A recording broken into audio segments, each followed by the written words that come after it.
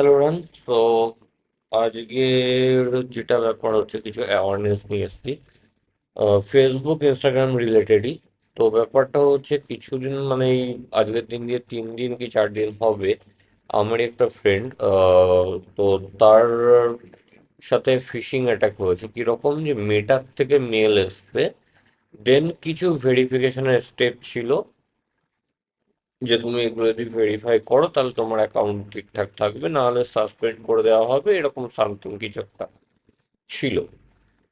তো যথারীতি যেরকম হয় আমাদের মনের মধ্যে এখন ভয় কাজ করে যে মিট থেকে এসছে মানে এটা একদম রাইট অ্যান্ড এখানে কোনো ভেজাল কিছু নেই বা ভুলভাল কিছু নেই। তো এই ধরনের জিনিসগুলো তার মনের মধ্যে এসেছিল, যার জন্য সে সেখানে সেই ভেরিফিকেশন গুলো করে।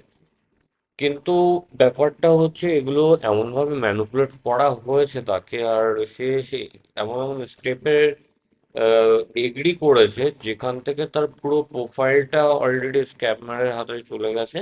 ইভেন সেটা রিকভারও করা যাচ্ছে না। তো যদি এই টাইপের কোনো মেল আসে, মেলগুলোতে কোনো রেসপন্স করা দেওয়া দরকারই নেই। যদি মনে হয় অ্যাকাউন্টে কোনো প্রবলেম হচ্ছে, তুমি নিজের অ্যাকাউন্টেই লগ ইন করো, সেইখানে নোটিফিকেশনগুলোকে চেক করো। আদারওয়াইজ কোনো কিছু হ্যাঁ, নোটিফিকেশনে যখন চেক করবে তখন দেখবে ওটা অ্যাকচুয়ালি মেটার থেকে এসছে, না মেয়েটার নাম করে কেউ তোমাকে সেন্ড করছে। কারণ আমার কাছে ওরকম এসছে যে মেয়েটার নাম করে সেন্ড করেছে। তো এটাই হচ্ছে ব্যাপার। তো এই ধরনের কোনো স্ক্যাম হলে পরে সেখানে পা না দেওয়াই ভালো। প্রথমে ভালো করে ভেরিফাই করে নাও, আর কোনো মেল আসলে সেই মেলগুলোকে ইগনোর করে দাও।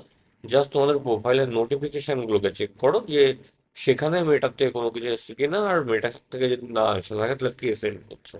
যদি অন্য কেউ সেন্ড করে থাকে সেখানে কোনো কিছু করার দরকার নেই। সো এটুকুই বলা তো তো ছিল। তো বি কেয়ারফুল, আর কি বলবো। টাটা।